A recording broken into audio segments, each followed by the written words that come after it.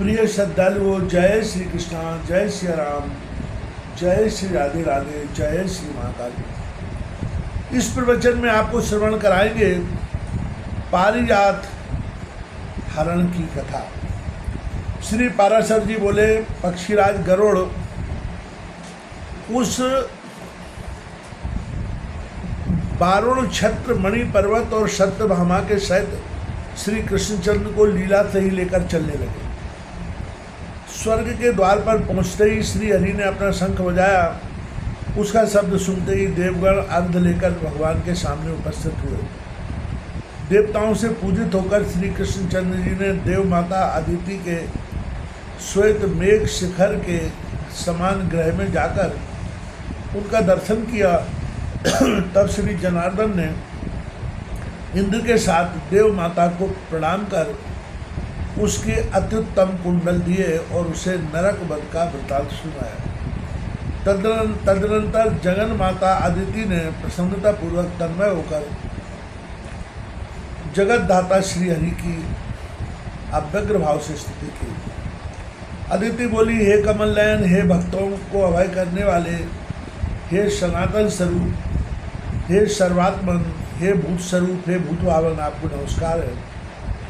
हे मन बुद्धि और इंद्रियों के रचयिता, हे गुण स्वरूप, हे तरुणातीत, हे निर्द्वंद, हे शुद्ध सत्य, हे अंतर्यामी, आपको नमस्कार है। हे नाथ, आप श्वेत दीर्घ आदि संपूर्ण कल्पनाओं से रहित हैं, जन्मादि विकारों से पृथक हैं तथा स्वप्नादि अवस्था त्रय से परे हैं, आपको नमस्कार है।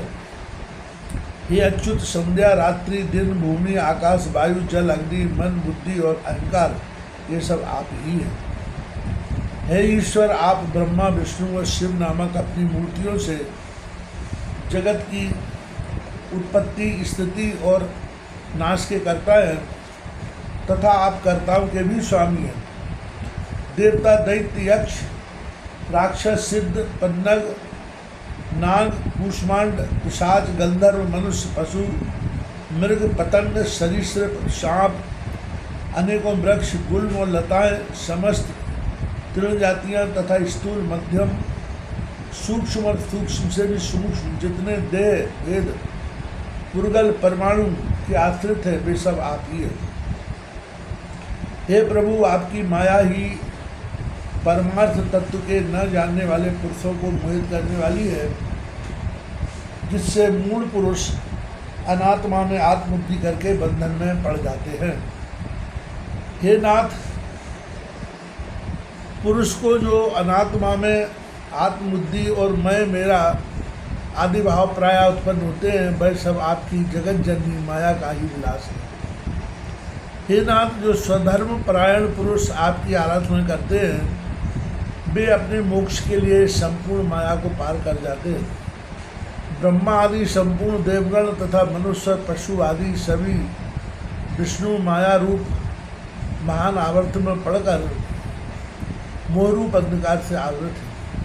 हे भगवान, जन्म मरण के चक्र में पड़े हुए ये पुरुष जीव के भवबंधन को नष्ट करने वाले आपकी आराधना करके भी जो नाना प्रकार की कामनाएं ही मांगते हैं, यह आपकी माया ही है। मैंने भी पुत्रों की जय कामना से शत्रु पक्ष को पराजित करने के लिए ही आपकी आराधना की है, मोक्ष के लिए नहीं। यह भी आपकी माया का ही विलास है। पुण्यहीन पुरुषों को जो कल्प वृक्ष से भी कोपीन और आच्छादन वस्त्र मात्र की ही कामना होती है, यह उनका कर्म दोष जन अपराध ही है।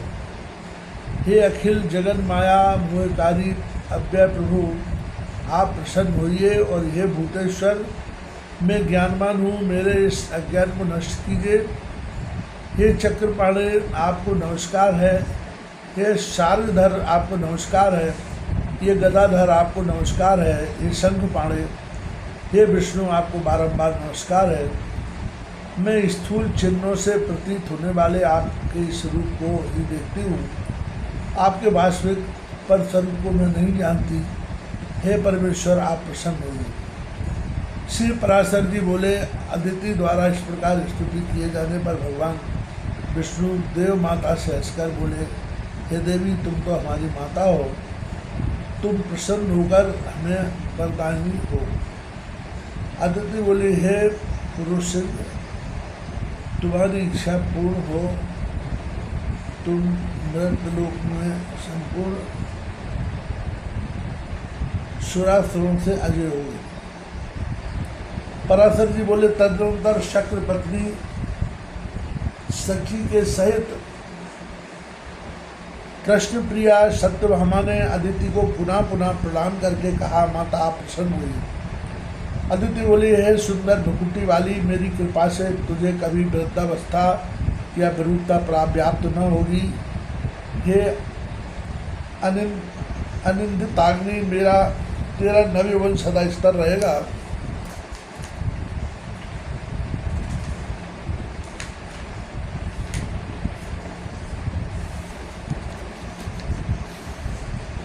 तदनंतर अदिति की आज्ञा से देवराज ने अत्यंत आदर सत्कार के साथ श्री कृष्णचंद्र का पूजन किया, किंतु कल्प वृक्ष के पुष्पों से अलंकृत इंद्राणी ने सत्यभामा को मानसी समझकर वे पुष्प न दिए। हे साधु श्रेष्ठ, तदनंतर सत्यभामा के सहित श्री कृष्णचंद्र ने भी देवताओं के नंदन आदि मनोहर उद्यानों को देखा। वहाँ पर केशी, निषूदन, जगन्नाथ, श्री कृष्ण ने सुगंधपूर्ण मंजरी, पुंजधारी, नित्य आह्लादकारी और ताम्रवर्ण बाल पत्तों से सुशोभित अमृत मंथन के समय प्रकट हुआ तथा सुनहरी छाल वाला पारिजात वृक्ष देखा। हे द्विजोत्तम, उस अत्युत्तम वृक्षराज को देखकर परम प्रीतिवश सत्यभामा प्रसन्न हुई और श्री गोविंद से बोली, हे कृष्ण, इस वृक्ष को द्वारकापुरी क्यों नहीं ले चलते? यदि आपका यह वचन कि तुम ही मेरी अत्यंत प्रिया हो सत्य है तो मेरे ग्रह ध्यान में लगाने के लिए इस वृक्ष को ले चलिए। हे कृष्ण, आपने कई बार मुझसे यह प्रिय बात कहा है कि हे सत्य, मुझे तू जितनी प्यारी है उतनी न जामवंती है न रुक्मिणी है। हे गोविंद, यदि आपका यह कथन सत्य है, केवल मुझे पहलाना ही नहीं है, तो यह पारिजात वृक्ष मेरे ग्रह का भूषण हो। मेरी ऐसी इच्छा है कि मैं अपने केश कलापों में पारिजात पुष्प गूंथकर अपनी अन्य सपत्नियों में सुशोभित हूँ। श्री पराशर जी बोले, सत्यभामा के इस प्रकार कहने पर श्री हरि ने हंसते हुए उस पारिजात वृक्ष को गरुड़ पर रख लिया।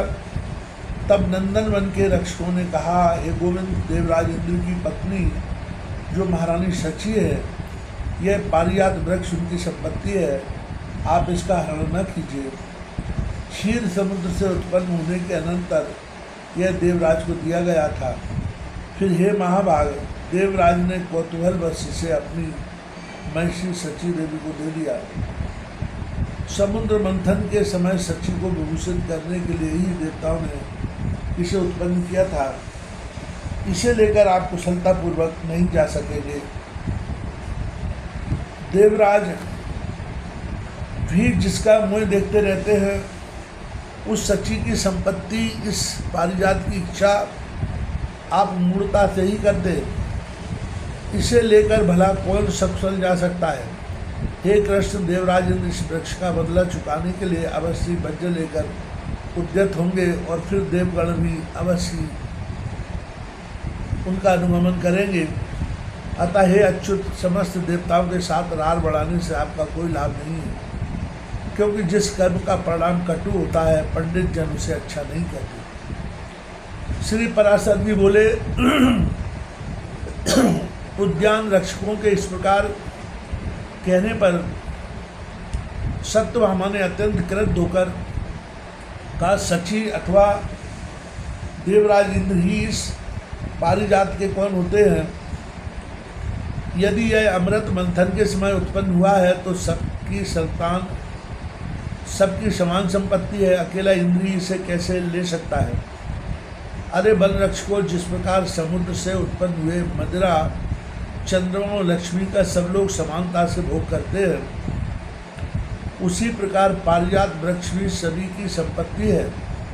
यदि पति से के बाहुबल से गर्वता होकर सची ने ही इस पर अपना अधिकार जमा रखा है, तो उससे कहना कि सत्यभामा उस वृक्ष को हरण करा कर लिए जाती है।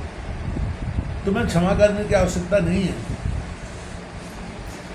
अरे मालियो, तुम तुरंत जाकर मेरे ये शब्द सची से कहो कि सत्यभामा अत्यंत गर्वपूर्वक कड़े अक्षरों में यह कहती है कि यदि तुमने अपने पति को अत्यंत प्यारी हो और वे तुम्हारे वशीभूत है, तो मेरे पति को पारिजात हरण करने से रोके। मैं तुम्हारे पति शक्र को जानती हूँ और यह भी जानती हूँ कि वे देवताओं के स्वामी हैं, तथापि मैं मानवी ही तुम्हारे इस पारिजात वृक्ष के को लिए जाती हूँ। पराशर जी बोले, सत्यभामा के इस प्रकार कहने पर वन रक्षकों ने सची के पास जाकर उससे संपूर्ण वृत्तांत कह दिया।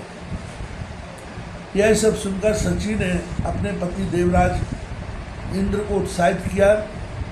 हे दुर्योधन, तब देवराज इंद्र पारिजात वृक्ष को छुड़ाने के लिए संपूर्ण देवसेना के सहित श्री हरि से लड़ने के लिए चले। जिस समय इंद्र ने अपने हाथ में वज्र लिया, उसी समय संपूर्ण देवगण परिग, निष्कंश, गदा और शूल आदि अस्त्र शस्त्रों से सुसज्जित हो गए। तदनंतर देवसेना से घिरे हुए ऐरावत रूप इंद्र को युद्ध के लिए उद्यत देख श्री गोविंद ने संपूर्ण दिशाओं को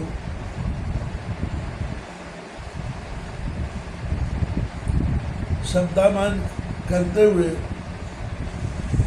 संत ध्वनि की और हजारों लाखों तीखे बाण छोड़े। इस प्रकार संपूर्ण दिशाओं और आकाश को सैकड़ों बाणों से पूर्ण देवताओं ने अनेकों अस्त्र शस्त्र छोड़े। त्रिलोकी के स्वामी श्री मधुसूदन ने देवताओं के छोड़े हुए प्रत्येक अस्त्र शस्त्र के लीला से ही हजारों टुकड़े कर दिए। सर्पाहारी गरुड़ ने जलाधिपति वरुण के पास को खींचकर अपनी चोंच से सर्प के बच्चे के समान उसके टुकड़े कितने ही टुकड़े कर डाले। देवकी नंदन ने यम के फेंके हुए दंड को अपनी गदा से खंड खंड कर पृथ्वी पर गिरा दिया। कुबेर के विमान को भगवान ने सुदर्शन चक्र द्वारा दिल कर डाला और सूर्य को अपने तेजोमय दृष्टि से देखकर ही निस्तेज कर दिया। भगवान ने तदनंतर बाण बरसाकर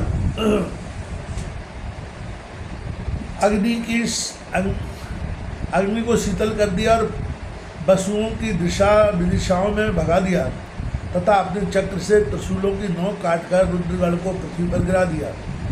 भगवान के चलाए हुए बाणों से साध्यगण, विश्वदेवगण, मरुदगण और गंधर्वगण श्यामल की रुई के समान आकाश में ही लीन हो गए। श्री भगवान के साथ गरुड़ जी भी अपनी चोंच, पंख और पंजों से देवताओं को खाते, मारते और फाड़ते फिर रहे। फिर जिस प्रकार दो मेघ जल की धाराएं बरसाते हैं, उसी प्रकार देवराज इंद्र और मधुसूदन एक दूसरे पर बाण बरसाने लगे। उस युद्ध में गरुड़ जी ऐरावत के साथ और श्री कृष्णचंद्र इंद्र तथा संपूर्ण देवताओं के साथ लड़ रहे थे। संपूर्ण बाणों के चूक जाने और अस्त्र शस्त्रों के कट जाने पर इंद्र ने शीघ्रता से वज्र और श्री कृष्ण ने सुदर्शन चक्र हाथ में लिया। ये दुष्श्रेष्ठ उस समय संपूर्ण त्रिलोकी में इंद्र और ऋषिचंद्र को क्रमशः वज्र और चक्र लिए हुए देखकर हाहाकार मच गया। श्री हरि ने इंद्र के छोड़े हुए वज्र को अपने हाथों से पकड़ लिया और स्वयं चक्र करना छोड़कर इंद्र से कहा, अरे ठहर। इस प्रकार वज्र छिन जाने और अपने वाहन ऐरावत के गरुड़ द्वारा छत हो जाने के कारण भागते हुए वीर इंद्र ने सत्यभामा से कहा, हे त्रिलोकेश्वर, तुम सखी के पति हो, तुम्हें इस प्रकार युद्ध में पीठ दिखलाना उचित नहीं है। तुम भागो मत पारिजात पुष्पों की माला से विभूषित होकर सची शीघ्र तुम्हारे पास आवेगी। अब प्रेम बस अपने पास आई हुई सची को पहले की भांति पारिजात पुष्प की माला से अलंकृत न देखकर तुम्हें देवराजत्व का क्या सुख होगा। हे शक्र, अब तुम्हें अधिक प्रयास करने की आवश्यकता नहीं है। तुम संकोच मत करो, इस पारिजात वृक्ष को ले जाओ। इसे पाकर देवगण संताप रहित हों। अपने पति के बाहुबल से अत्यंत गर्वता सची ने अपने घर जाने पर भी कुछ अधिक सम्मान की दृष्टि से नहीं देखा था। स्त्री होने से मेरा चित्त भी अधिक गंभीर नहीं है, इसलिए मैंने भी अपने पति का गौरव प्रकट करने के लिए ही तुमसे यह लड़ाई ठानी थी। मुझे दूसरे की संपत्ति इस पारिजात को ले जाने की क्या आवश्यकता है। सची अपने रूप और पति के कारण गर्वता है, तो ऐसी कौन सी स्त्री है जो इस प्रकार गर्वी न हो। श्री पाराशर जी बोले, हे ध्वज, सत्यभामा के इस प्रकार कहने पर देवराज लौट आए और बोले, हे क्रोधिते, मैं तुम्हारा सुहृद हूँ, अतः मेरे लिए ऐसी वैमनस्य बढ़ाने वाली उक्तियों के विस्तार करने का कोई प्रयोजन नहीं है। जो संपूर्ण जगत की उत्पत्ति, स्थिति और श्रृंगार करने वाले हैं, उन विश्वरूप प्रभु से पारिजात होने में भी मुझे कोई संकोच नहीं है। जिस आदि और मध्य रहित प्रभु से यह संपूर्ण जगत उत्पन्न हुआ है, जिसमें यह स्थित है और फिर जिसमें लीन होकर अंत में यह न रहेगा, यदि भी जगत की उत्पत्ति, प्रलय और पालन के कारण उस परमात्मा से ही परास्त होने में मुझे कैसे लज्जा हो सकती है, जिसकी अत्यंत अल्प और सूक्ष्म मूर्ति को जो संपूर्ण जगत को उत्पन्न करने वाली है, संपूर्ण वेदों को जानने वाले अन्य पुरुष भी नहीं जान पाते, तथा जिसने जगत के उपकार के लिए अपनी इच्छा से ही मनुष्य रूप धारण किया है, उस अजन्मा अकर्ता और नित्य ईश्वर को जीतने में कौन समर्थ है।